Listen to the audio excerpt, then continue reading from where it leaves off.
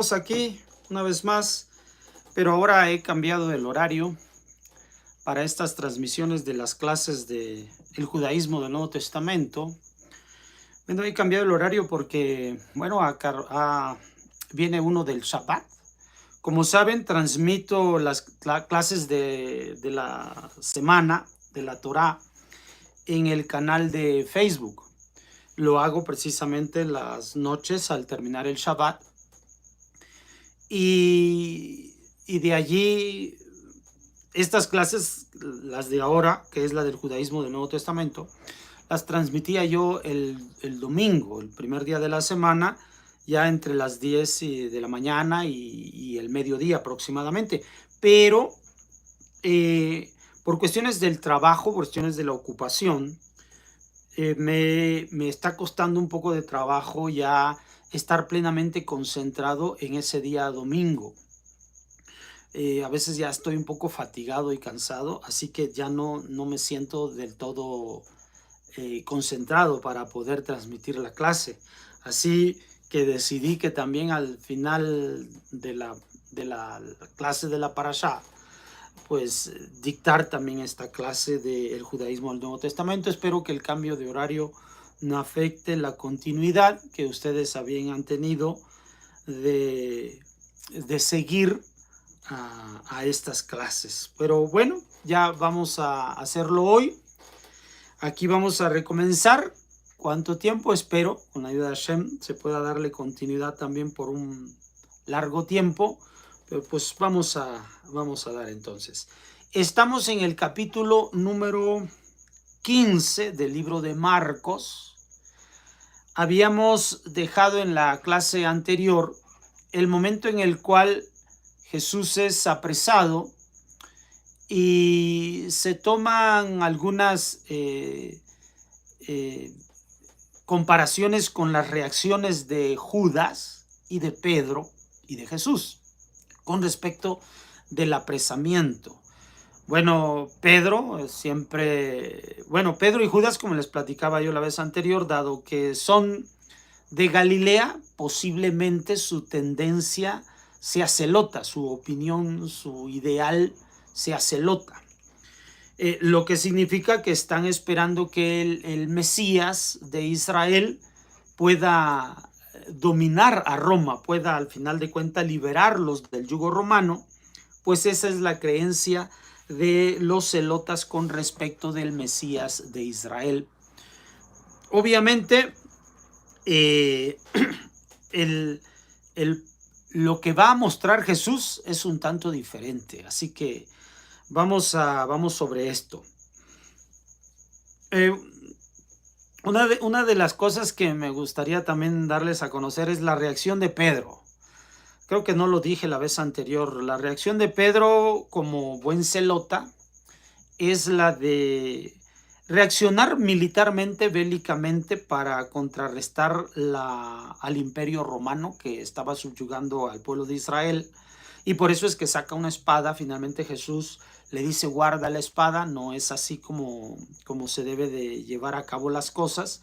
Obviamente eso deja conmocionado a Pedro, porque la idea que se tiene del Mesías por parte de los celotas o celotes es la de ser una manifestación mesiánica militar.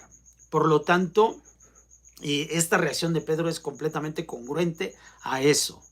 Justamente vamos a ver las reacciones que tres grupos tienen con respecto de lo que le acontecerá a Jesús a partir de que venga al juicio que se debe llevar a cabo para con él.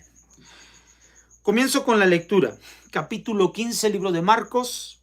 Y en cuanto amaneció, celebraron consejo los príncipes de los sacerdotes con los ancianos y escribas, y todo el Sanedrín, atando a Jesús, le llevaron y entregaron a Pilatos.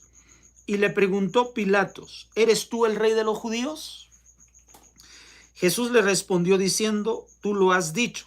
E insistentemente le acusaban los príncipes de los sacerdotes. Bueno, aquí Jesús Lo primero, Pilatos, esta persona, autoridad de los romanos, que recibe a Jesús, porque los principales sacerdotes han llevado a Jesús hasta ese juicio ante Pilatos, porque consideran una amenaza contra Roma a Jesús, dado que lo pronuncian, lo llevan ante Pilatos como rey de los judíos, y dado que solamente hay un rey, que es el rey romano, en este caso el César, entonces si se levanta otro que no, o sea, que se está otorgando un título de rey para una fracción del pueblo, pues obviamente está insinuándose que se estará levantando contra el imperio romano. Entonces, esto muestra dos aspectos. El primer aspecto es, uno, la intención de los sacerdotes de mostrar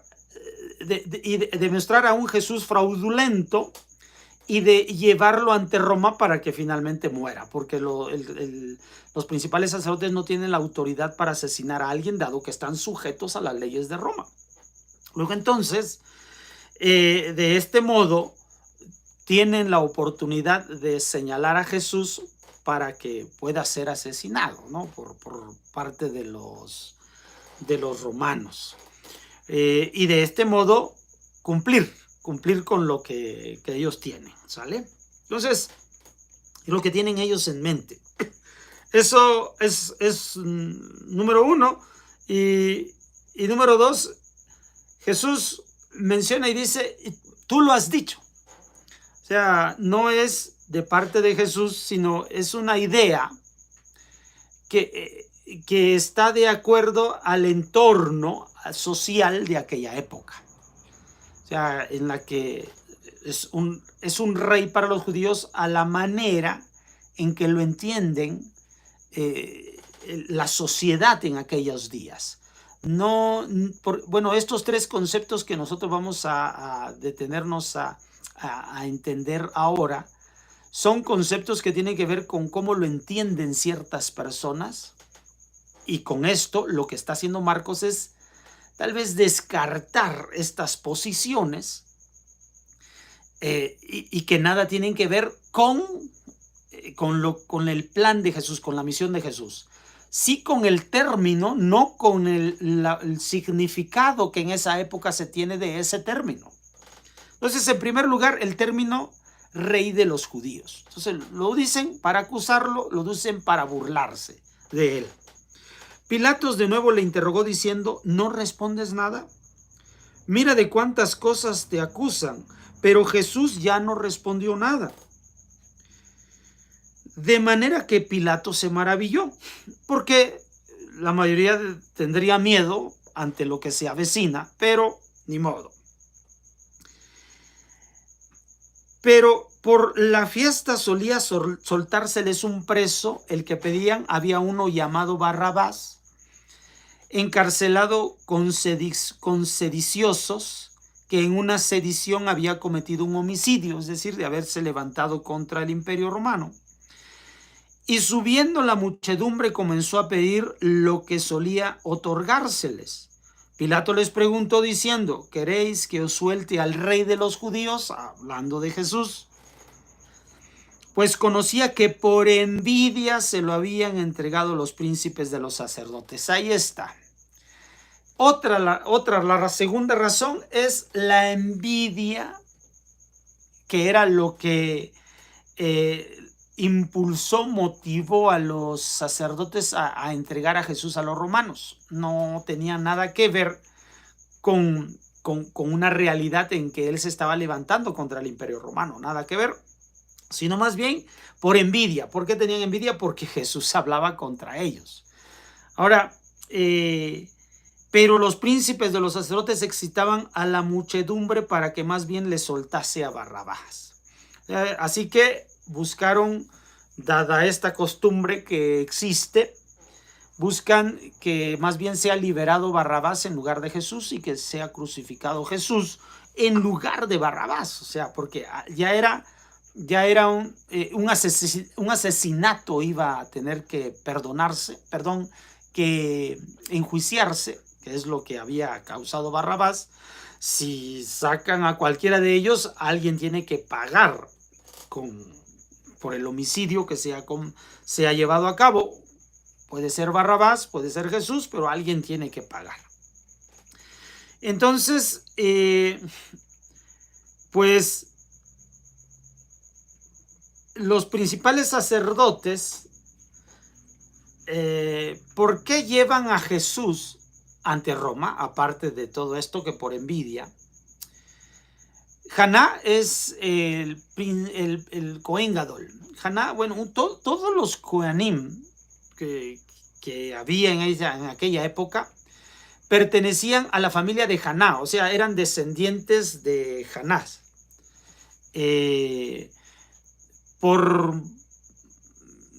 Si mal no recuerdo, desde la época de Herodes hasta el momento de la destrucción del segundo templo, en el año 70 de esta era,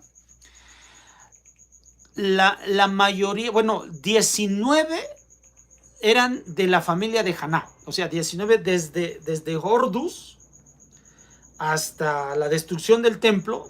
Hay 19 Cohen Gadolim que pertenecen, o Kohanim Gedolim, que pertenecen a la familia de Hanás. Por eso, aunque pueda repetirse mucho el nombre en distintos textos, debe uno darse cuenta que históricamente conocemos que son 19 hombres, 19 personas las que estuvieron desde esa época, los digo, hasta esta época. Entre ellos había Sadokim, o sea, se decían ser descendientes de Sadoc, pero les digo que se decían ser descendientes de Sadoc, en realidad eran parientes de Sadoc, por eso se llamaban saduceos o Sedoquim. El último rey, o el primer, Cohen Gadol, el primer Cohen Gadol de la época de Shlomo Amelech. Por eso es que hay un linaje que se puede ir demostrando a través del tiempo, pero ellos no se puede demostrar que sean hijos, mas sí se demuestra que son parientes. Estos son los Saduquim. Y ya desde allí, pues hay una línea que no es del todo correcta, como ya se los he mencionado. Por eso es que los esenios o cierto grupo de personas se van a separar de ellos y es lo que se le va a conocer como los esenios. Y por eso no hacen caso de las normas en el templo, porque consideran que no son los correctos, no son los kasher. Ahora, en la época de la guerra de los Maccabim, tomaron posición los Hashmoneos, los Hashmonaim. Entonces, entre estos Saduquim y estos Hashmonaim, siempre había una disputa por el puesto, por la posición. Obviamente, que al final, cuando terminan liberándose de Grecia, pero luego llegan los romanos, casi inmediatamente después de liberarse de Grecia, pues los romanos se dan cuenta que la fuerza económica, administrativa y política se da desde el templo, así que busca poner a alguien que pueda servir a sus intereses, Roma, dentro del propio pueblo, porque ponen a dirigir a los propios dirigentes, a los propios líderes del pueblo, para que sea más fácil. Entonces, cada uno de estos, tanto los Hashmonaim como los Saduquim, cada uno de ellos está políticamente, diplomáticamente, buscando entenderse con los romanos para estar de ese lado y tener el control del templo y de todo lo que significa la religión, porque es la forma en la que se mueve Jerusalén, es la forma en que se mueve Israel. Así que todo eso, pues no tiene contentos ni al pueblo y por supuesto a todos estos grandes líderes que siempre están buscando, como Juan el Bautista, en este caso ahora Jesús, están buscando que las cosas se hagan bien de acuerdo a los preceptos de la Torá y no de acuerdo a estas cuestiones políticas, estos aspectos políticos. Así que por esta razón es que hay envidia, porque no les parece correcto a la gente del pueblo la forma en la que han obtenido esa posición los sacerdotes.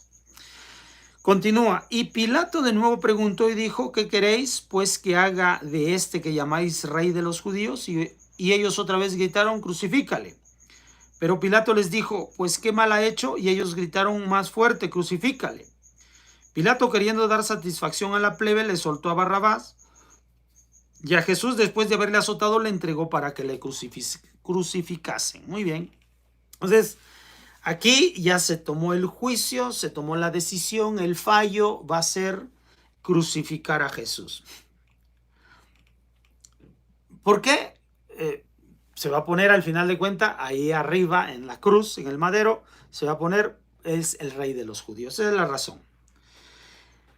A partir del versículo 16, los soldados le llevaron dentro del atrio, esto es, al pretorio, y convocaron a toda la cohorte, y le vistieron una púrpura y le ciñeron una corona tejida de espinas, y comenzaron a saludarle: salve, rey de los judíos, es decir, en romano, con una costumbre romana. Y le herían en la cabeza con una caña y le escupían, hincando la rodilla, le hacían reverencias, y después de haberse burlado de él, le quitaron la púrpura y le vistieron sus propios vestidos. Así que se burlaban, se mofaban. ¿Por qué razón? Pues porque lo estaban llevando así, se estaban burlando de que él era el rey de los judíos. Iba a llegar a la muerte por ser el rey de los judíos, pero era toda una mofa, era de burla. No es que en realidad lo creyeran, lo supieran. Como les digo, el término parece bien, pero lo que se cree acerca del rey de los judíos, si va a ser así, no es de ese modo. Le sacaron para crucificarle y requisaron a un transeúnte, un cierto Simón de Cirene, que venía del campo, el padre de Alejandro y de Rufo, para que llevase la cruz. Esto que está escrito aquí, Simón de Cirene, padre de Alejandro y de Rufo, nos hace saber muy bien que este evangelio de Marcos fue escrito posteriormente a los acontecimientos, o sea, no fue de inmediato. Por eso se cree que fue escrito más o menos en el año 60-63 de la era común, sí antes de la destrucción del templo, pero obviamente no en el momento de los acontecimientos, porque Alejandro y Rufo van a ser mencionados también en el libro de los Hechos de los Apóstoles. Por eso es que se cree que va en torno a esa época, porque ya también se reconoce a Alejandro y a Rufo entre ellos, y ubican muy bien quién es Simón de Cirene. Ahí nosotros descubrimos que el evangelio, este evangelio está escrito muy tempranamente, y podemos entender muy bien el momento histórico de esto.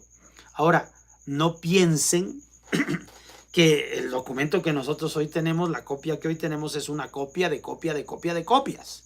O sea, no piensen que hoy se tiene el documento que de puño y letra escribió Marcos, de ningún modo.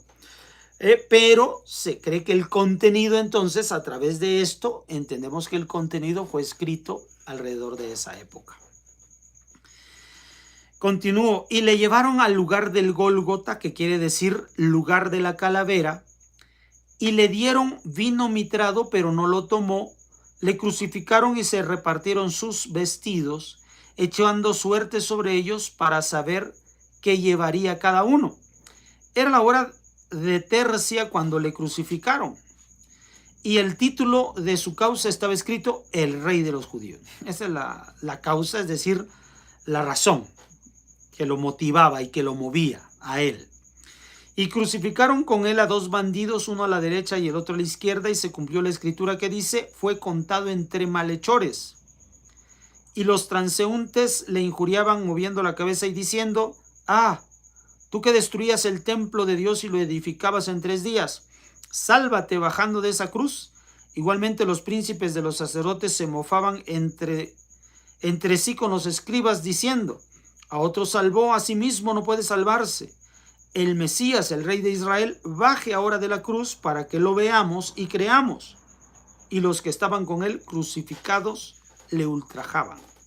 Bueno, Otro término más con el cual se da a conocer aquí a Jesús es el Mesías Rey de Israel. El Mesías se agrega, ¿no? No solamente el Rey de los judíos, sino el Mesías Rey de Israel. O sea, una cuestión ya nacional. Judío es una cuestión identitaria. Y ahora aquí, como Israel, es una cuestión nacional. Ahora, de pueblo. El Mesías. El concepto que la gente tiene del Mesías es este aquí. Es decir, de lo que ellos creen que es el Mesías. El Mesías es alguien que tiene que mostrar un poder suprahumano, supernatural, super extraordinario, y la manifestación de ese poder sobre extraordinario les va a permitir a ellos creer en él. O sea, eso es lo que está diciendo el texto, que estaban esperando que cuando él bajara de ahí, pues imagínense, está colgado allí y lo han golpeado y le han hecho tanto daño, que si él puede recuperar las fuerzas para zafarse de esa cruz y bajar, entonces inmediatamente comenzaría la rebelión, porque tal manifestación de poder, por supuesto que infundiría ánimo sobre la gente y tal vez se pudieran levantar contra Roma. Entonces, porque esa es la idea que se tenía del Mesías por parte de los escribas, por parte del pueblo, por parte de los sacerdotes. O sea, que el Mesías viene a liberar al pueblo de Israel de Roma. O sea, es otra vez el concepto de ellos está equivocado. El nombre, el título, parece correcto. El problema es a lo que asocian ese título, ese nombre. O sea, las características que deberá tener que se considera el Mesías. Como les digo, popularmente se creía es alguien que tiene que levantarse contra Roma y vencer y liberar al pueblo de Israel. O sea, ellos siempre están pensando en una cuestión de liberar al pueblo de Israel. Rey de los judíos, Mesías, Rey de Israel, siempre tiene que ver con una cuestión sobrehumana, sobrenatural, una cuestión aquí militar, bélica. Fíjense, hasta la fecha no ha cambiado mucho, ¿no?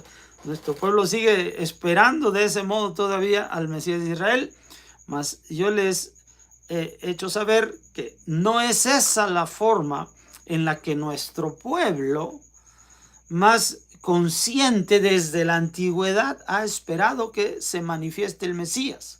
La cuestión del Mesías es una cuestión interna, es una cuestión de la mente, es una cuestión de superación, es una cuestión de lucha contra nuestra propia naturaleza, de llegar, de elevarnos a los mundos superiores. Esto es lo que tiene que hacer el Mesías, inspirarnos a todos para poder realizar esa obra.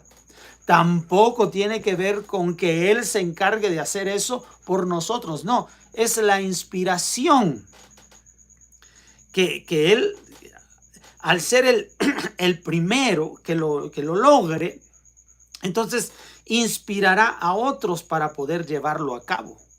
Por esta razón es que es Adán y Jabá, cuando perdieron esa expresión superior con la cual Akadosh Baruj Hu nos hizo nacer, nos hizo venir a este mundo, a esta tierra, se perdió, y todos sus descendientes a partir de él perdimos esa noción de autoridad y de impulso hacia arriba que nosotros deberíamos tener. Moshe, cuando nos saca de Mitzrayim, nos ofrece una oportunidad más para poder hacerlo así, de ese modo, pero Moshe tiene un impedimento. Moshe es un mortal. Moshe, cuando muere, en ese momento otra vez el pueblo se encuentra sin el líder que nos damos cuenta que añoramos, y de pronto entonces la mortalidad misma de Moshe, dice, esa es la debilidad que tuvo Moshe, porque todo todo personaje que es un arquetipo, que es un héroe para nosotros, tiene siempre una debilidad. De pronto Moshe, grandísimo Moshe, pero el tiempo vino por él, la muerte lo alcanzó. Entonces decimos que no hay todavía oportunidad para nosotros, que no podemos trascender. Sin embargo, el Melech HaMashiach nos va a permitir entender que él va a trascender. Y al mostrarnos que él logra trascender siendo igual que nosotros mismos, entonces entenderemos que podremos trascender lo mismo que él, es decir, movernos hacia los planos superiores. De eso es de lo que nosotros esperamos y siempre hemos sabido que esto es lo que va a hacer el Melech HaMashiach. Por esta razón, cuando habla de una libertad, no está hablando de una libertad física, está hablando de una libertad superior, de una libertad mental, de trascender a otro plano, de ver este mundo, de una vida, verlo, la banalidad que tiene este mundo, o sea, ver que es temporal y superficial y que nosotros estamos en otros planos mayores, aun cuando estemos sobre esta tierra. Es el ascenso, como leíamos nosotros en la parashá de esta semana que pasó. O sea, que nosotros ascenderemos, nosotros nos transformaremos en algo más todavía. Y aquí ya Marcos empieza a través de estos hechos que está describiendo Marcos, empieza a darnos a conocer estos conceptos.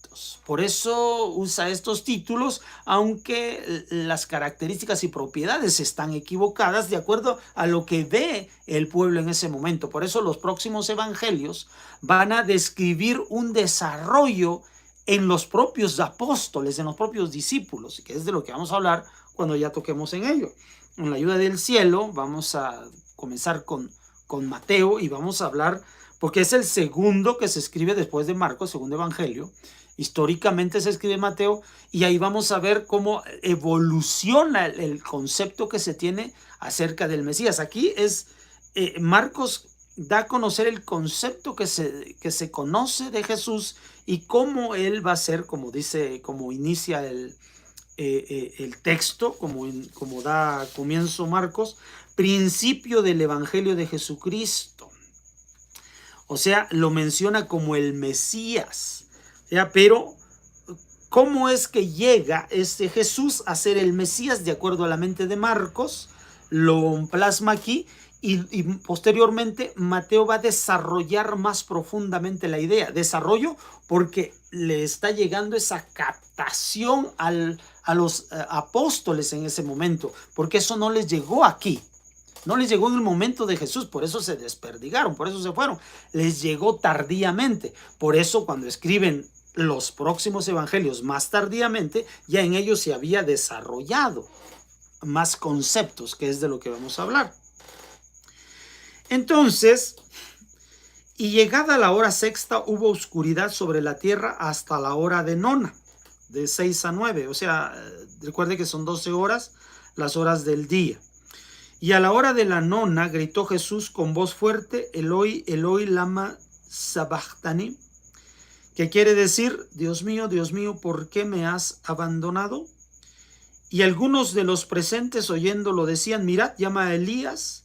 Y uno corrió, empapó una esponja en vinagre, lo puso en una caña y se lo dio a beber, diciendo, dejad que veamos si viene Elías a bajarle, porque desde entonces hasta nuestros días tenemos la idea correcta, real, de que Elías Hanabí debe venir antes de la manifestación del Melech HaMashiach. Entonces explicaremos más adelante qué significa esto de Elías, que Elías ha de venir. Jesús, dando con voz fuerte, expiró y el velo del templo se partió en dos partes de arriba abajo. Viendo el centurión que estaba enfrente de él, de qué manera expiraba, dijo, verdaderamente este hombre era hijo de Dios. Bueno, también dice este texto, había también unas mujeres que de lejos miraban, entre las cuales estaba María Magdalena y María la madre de Santiago, el menor, y de José y Salomé, las cuales cuando él estaba en Galilea, le seguían y le servían otras muchas que habían subido con él a Jerusalén. Bueno, de eso no vamos a hablar, vamos a hablarlo para la próxima sesión, la próxima semana con la ayuda del cielo. ¿Por qué mujeres? Bueno, aquí un centurión que mira la muerte, contempla la muerte de Jesús y todo lo extraordinario que narra aquí, rasgándose el velo. Obviamente no lo vieron, se sabe que después ocurre, obviamente nadie puede estar delante del velo y darse cuenta de esto. O sea, es una asociación de ideas. Porque, les digo, para entonces él ya lo sabía cuando él escribe, 60, es decir, 25 años más tarde él ya sabía ese hecho que había ocurrido dentro del templo, por eso lo escribe. No es que él lo vio ahí, ni hubo visión, ni nada de eso, por supuesto que no. Pero lo que el centurión dice es, verdaderamente este es hijo de Dios. Recuerde que el centurión es romano, en la mente romana, un rey judío, que es lo que él lo ha oído, está escrito arriba de él, de Jesús, que él es el rey de los judíos. Solamente un rey para los romanos puede llegar a ser rey un hombre, porque este es hijo de Dios. Este es en la concepción romana, bueno, no solo romana, griega, no solo griega, egipcia, no solo egipcia, de multitud de pueblos es así. O sea, esa es la razón por la cual lo respetan y le condonan autoridad, le conceden autoridad, ¿por qué? Porque lo consideran hijo de Dios, o sea, de la fuerza, el que dirige todas las cosas. Esa es la razón por la cual el concepto es hijo de Dios. En ese modo lo está pensando el centurión. Otra vez, un término correcto, pero no como ocurre en la idea de lo hasta ahora descrito. O sea, si es hijo de Dios, entonces por esa razón es rey de los judíos, de acuerdo al pensamiento romano. Así, obviamente no se describe, el término está bien, pero la idea que está en la mente del centurión no es la correcta. El término de Jesús como Mesías de Israel puede estar bien, pero no de acuerdo a cómo está en la mente de los escribas y los sacerdotes y de la multitud. El término rey de los judíos puede estar bien, pero no como está en la mente de ellos. Estos conceptos van a ser desarrollados más adelante dentro de los mismos evangelios y obviamente dentro del mismo Nuevo Testamento, porque esta es la razón por la cual Marcos hasta ahora solo lo menciona, pero no lo aclara. Van a darse cuenta los demás porque, de acuerdo a lo que se cree, se usa a Marcos como el evangelio base o el mensaje base para después darle oportunidad a los siguientes evangelios.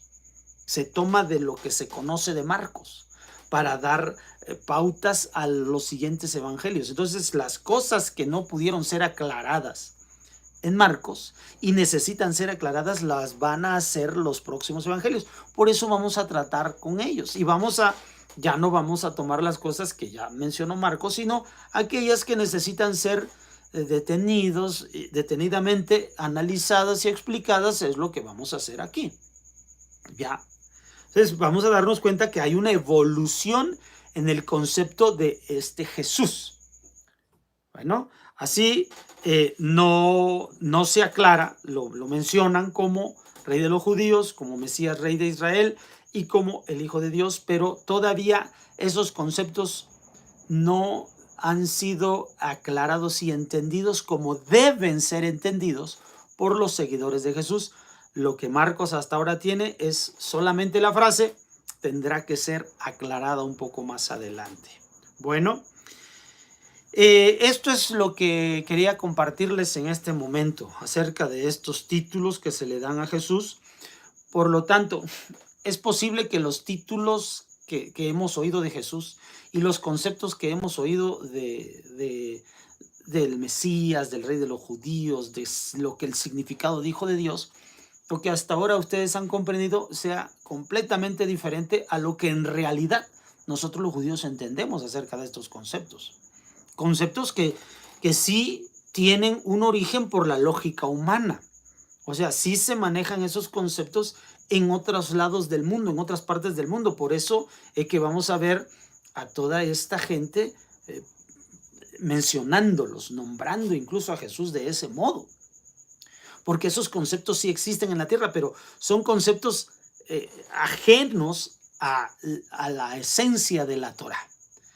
Y es por eso que es necesario que nosotros, que explique yo, vaya, me tome el tiempo para explicarlo y de este modo podamos entender cómo nosotros los judíos vemos el papel de Jesús, o al menos yo personalmente, cómo veo yo personalmente el papel de Jesús y el papel que más, bueno, los conceptos que también nos va a dar a conocer el Nuevo Testamento, ¿ya?